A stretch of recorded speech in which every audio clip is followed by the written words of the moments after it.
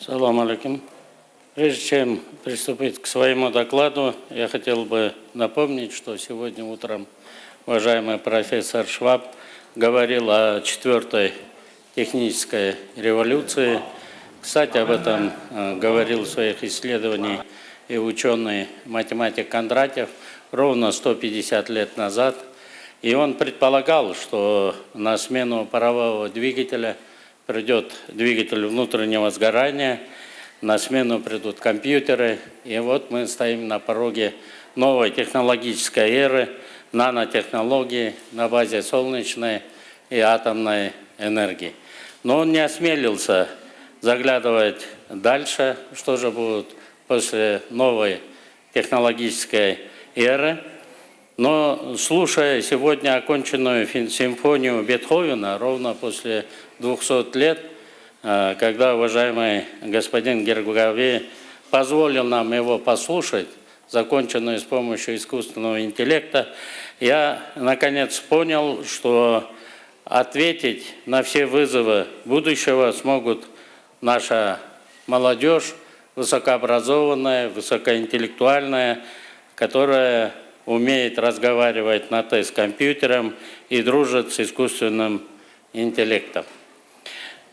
Прежде всего, позвольте, уважаемые коллеги, главы делегации, дорогие участники саммита, от имени Кабинета министров Кыргызской Республики и от себя лично поприветствовать всех участников саммита и высказать особую благодарность премьер-министру Объединенных Арабских Эмиратов, правителю Дубая, его высочеству шейху Мохаммеду бин Рашид Аль-Мактуму за любезное приглашение и теплое гостеприимство.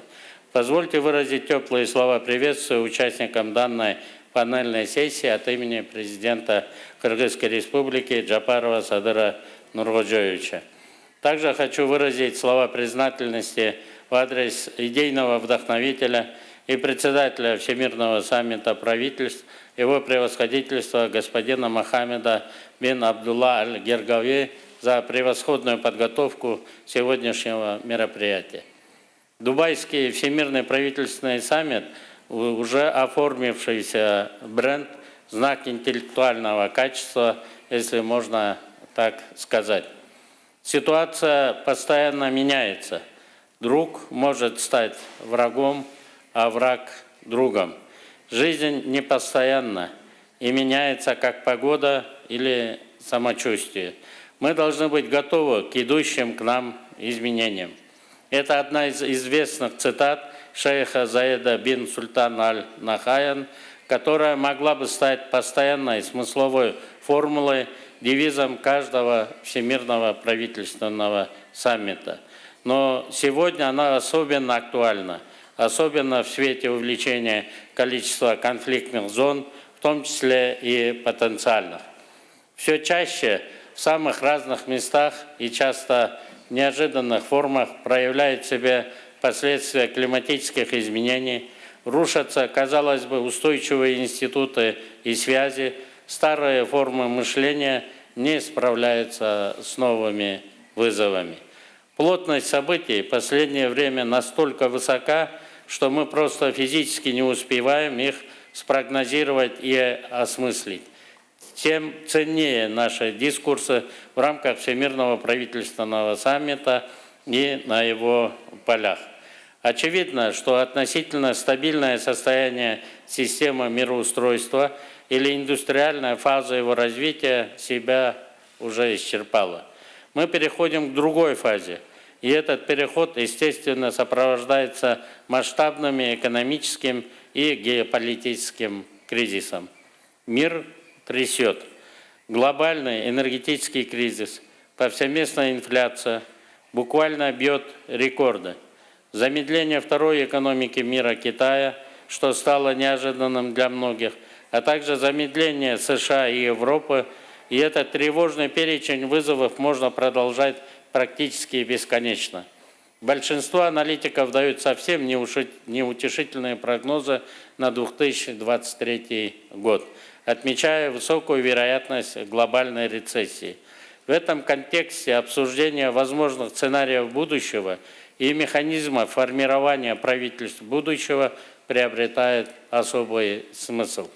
Потому что любой кризис, даже такой тяжелый, как сейчас, не только испытание, но и возможность, и важно воспользоваться ею по максимуму. Уважаемые участники саммита, к переходу к постиндустриальной фазе развития мы все подошли с разными ключевыми показателями. Но необходимым условием благополучного перехода с наименьшими потерями в будущем является некий паритет, максимальное сокращение дисбаланса между странами хотя бы на уровне региона. При этом хочу отметить, что цифровые технологии каждый день нам приносят сюрпризы. Я ясно вижу опасность в цифровом неравенстве государств. Очевидно, что этот дисбаланс будет страшнее индустриального отставания. И мы здесь говорили про ЦУР и про главный его девиз – никого не оставить позади. Мы видим, что некоторые страны никак не могут добиться обеспечения доступа к интернету своему населению, тогда как другие активно используют благо искусственного интеллекта, как автопилоты для автомобилей и умные голосовые помощники Siri и Alex. Я хочу всем нам задать резонный вопрос. Неужели новые технологии увеличат этот разрыв? Говоря о нашем регионе, хотел бы отметить следующее. С 2018 года, после длительной паузы, интеграционный и кооперационный центральноазиатский проект начал приобретать новые очертания и наполняется свежими смыслами. Мы понимаем, что в новой нормальности без регионального взаимодействия на совершенно ином уровне Центральной Азии будет очень тяжело стать субъектом в масштабе мира. Кроме того, наш регион как целое однозначно более экономически конкурентоспособен в условиях глобальных тектонических изменений. Считаю очень важным подчеркнуть, что сегодня у глав государств Центральной Азии однозначно есть политическая воля на усиление интеграции и кооперации внутри региона, и это одно из решающих условий успеха любых начинаний в этом направлении. Конечно, нам предстоит еще многое осмыслить и переосмыслить, согласовать и прийти к компромиссу, но главный посыл, чем солидарны лидеры всех стран Центральной Азии, мы должны держаться друг друга, отодвинув на задний план страновой эгоизм, так как есть все основания предполагать, что глобальный мир, каким мы знали последние десятилетия, будет распадаться на локальности. Это уже четко прослеживается, так же, как и то, что началась борьба между крупными геополитическими игроками за формирование своих макрорегионов. И Центральной Азии, чтобы стать достойной частью одного из таких проектов, войти в него на равных, необходимо провести апгрейд собственного видения будущего как единого целого, чем мы и сейчас занимаемся. Дамы и господа, один из ярких трендов, который мы наблюдаем в последнее время, это деглобализация мировых экономик. Экономики пытаются наращивать внутренний потенциал и закрываются на предмет импортозамещения. Это естественно, особенно после локдауна в период пандемии, когда глобальные логистические цепочки перестали работать в один момент. Теперь страны или целые региональные связанности ускоренным темпом стремятся к аутентичности. И еще один тренд – это рост инвестиций как государственных, так и частных в образование и модернизацию образовательных моделей как одно из основных для экономики знаний. Это логично, ведь следующую постиндустриальную фазу уже называют когнитивной. И, наконец, тренд на развитие расширения зоны применения моделей зеленой экономики. Я не случайно выделил эти тренды, потому что они являются приоритетными для правительства Кыргызской Республики. Сегодня Кыргызстан, без сомнения, является страной с благоприятным инвестиционным климатом для вхождения иностранных предпринимателей на рынок. Либеральный инвестиционный режим и внешнеторговая политика с минимальными административными барьерами, открытая и доверительная деловая среда, продуманные механизмы защиты собственности инвесторов – это то, что мы уже предлагаем нашим потенциальным партнерам. Кроме того, сейчас в фазе активной разработки находится новая финансовая стратегия страны, в основе которой лежат принципы рациональности и целесообразности, а также повышения эффективности управления. Новая стратегия станет основой амбициозной национальной программы под пилотным названием «Кыргызстан. Региональный бизнес-оазис». Главная цель программы – создать в стране максимально привлекательный инвестиционный климат. В рамках реализации программы планируется инициирование пакета законопроектов, направленных на защиту инвестиций, свободу перемещения капитала, запрет на силовое решение хозяйствующих споров и упрощение процедур регистрации и лицензирования. Также идет разработка инвестиционного кодекса Кыргызской Республики, сочетающего все положения по привлечению и продвижению инвестиций. Масштабные инвестиции в национальные проекты будут осваиваться в режиме стратегического инвестора и обеспечены дополнительными мерами защиты. Уважаемые участники саммита, мир уже переживал фазовые переходы, хотя это и редчайшее явление в исторической ретроперспективе. Если быть точным, то сегодня мы имеем дело только с третьим фазовым переходом за всю историю человечества. Зато, в отличие от наших далеких предков, у нас уже есть некоторая последовательность, что позволяет говорить об основных законах фазовых переходов и по каким направлениям произойдет постиндустриальный прорыв. В первую очередь, это, конечно, информационные технологии. Каждый день я читаю новости про искусственный интеллект, криптовалюты и метавселенные, которые создают новую реальность и под которую мы, к сожалению, или, к счастью, должны подстраиваться. Самое интересное, что эти прорывы совершаются гигантскими технологическими компаниями.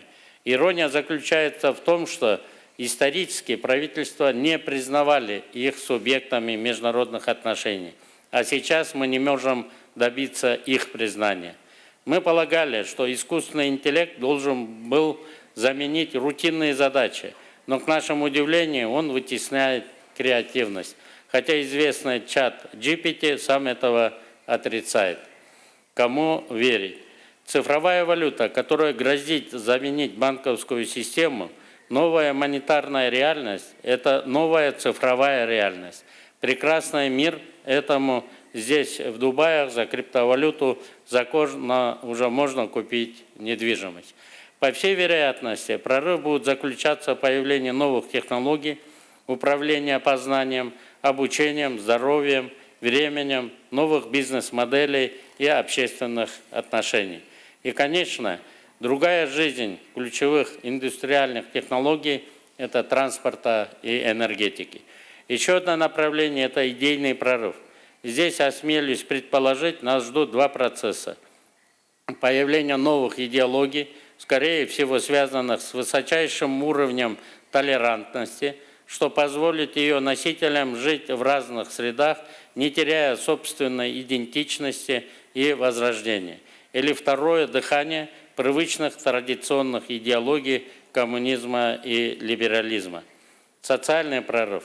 Исследователи говорят о том, что уже совсем скоро надо ожидать проявления новых социальных отношений и новых социальных групп.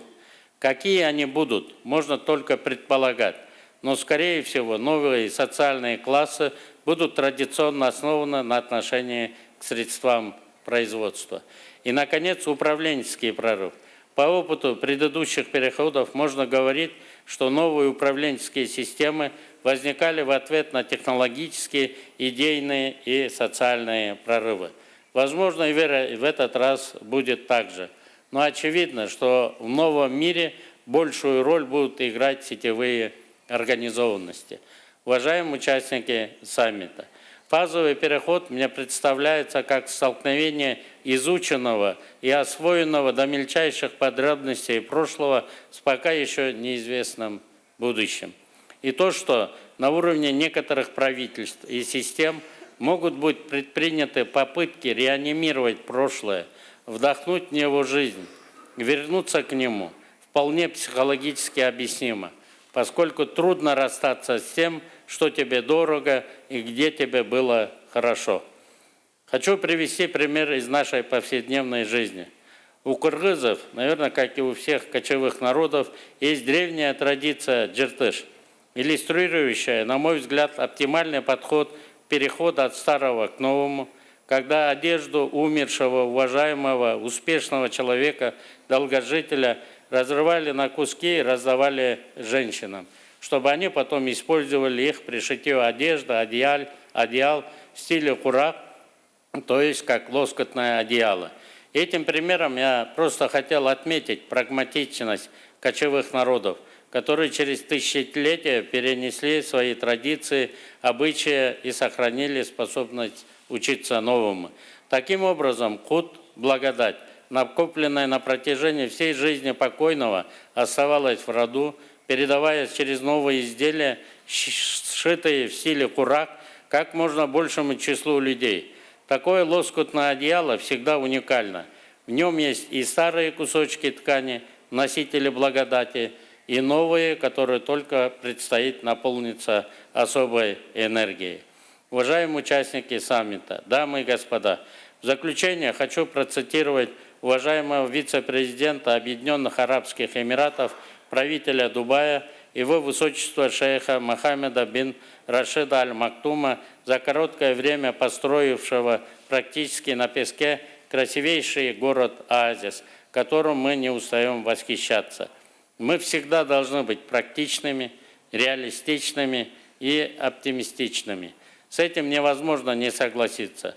Хочу пожелать нам всем интересного обмена мнениями и плодотворной работы. И еще раз поблагодарить, позвольте, организаторов саммита за прекрасную организацию и приглашение. Благодарю всех за внимание. Спасибо.